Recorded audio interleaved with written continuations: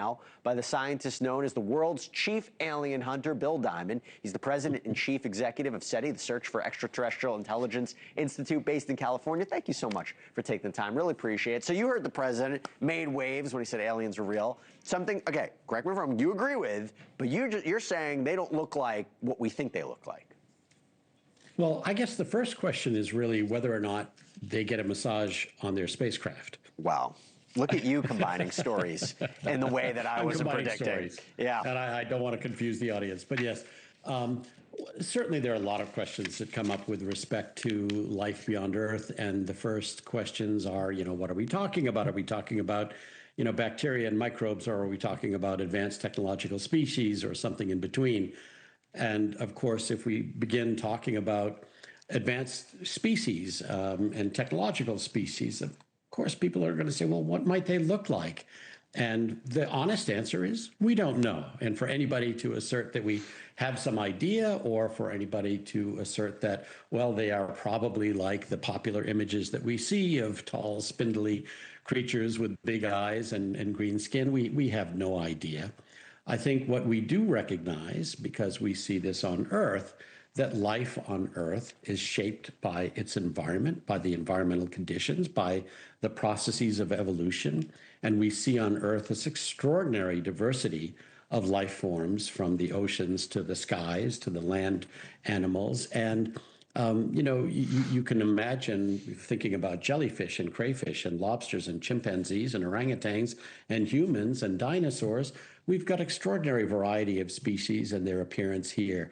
So it's hard for us to assert. So is there something you can rule out? Or are you saying, hey, listen, it's possible they could look like jellyfish UFOs? I mean, are you saying there's something it's absolutely they can't look like, or they're more likely they could look like?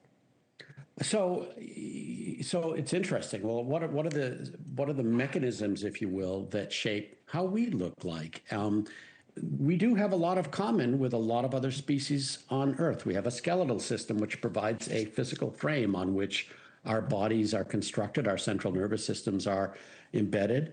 We have a binocular vision, we have stereo hearing, we have sensory perception. These are all survival mechanisms. They turn out to be rather important, and therefore they become common elements across species. Now, would things like bipedal mobility, that walking vertically on two legs, having an optical system, vision system of stereo vision, and or binocular vision, stereo hearing, and things like this be common? I think it's fair to say that whatever survival mechanisms and evolutionary forces might exist on another world that would shape the way biology evolves, that's what's going to matter. While we're talking about common myths or misconceptions, how would they make contact with us? I mean, are they traveling, you think, from planet to planet? What would be your theory there? How would they make contact?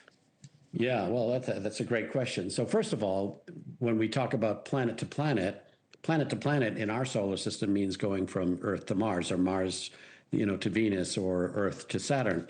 When we're talking about advanced alien technologies, first of all, we know that in our own solar system, there are no advanced civilizations with, interplanetary transportation technologies like we have. But what we're talking about really is interstellar. Interstellar distances are extraordinarily, unimaginably large. When we start thinking about our closest neighbor star, which is Alpha Centauri at 4.2 light years from Earth, the fastest spacecraft we've ever built, which is New Horizons, traveling faster than a bullet or a missile or a rocket.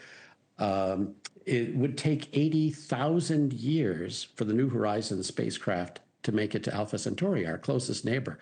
So the distances are extraordinarily and incomprehensibly large. And we don't yet understand, nor can we comprehend, what kind of technologies would be required to transport those across those distances, even non-biological probes, which would be, frankly, more likely than biological beings. Well, listen, when you talk about, Interstellar, and you talk about it being so large and that we are not able to comprehend it, I saw the movie. I saw Interstellar. I get it. Okay. I give a little more credit for me. No, but I listen. Really appreciate it. Bill Diamond, interesting conversation. Would love to have you back. Thanks so much for taking the time. You bet. Great to be here. Thanks a lot. Thank you for watching. Subscribe below and download our NewsNation app right now on your phone, and you will get fact-based, unbiased news for all Americans.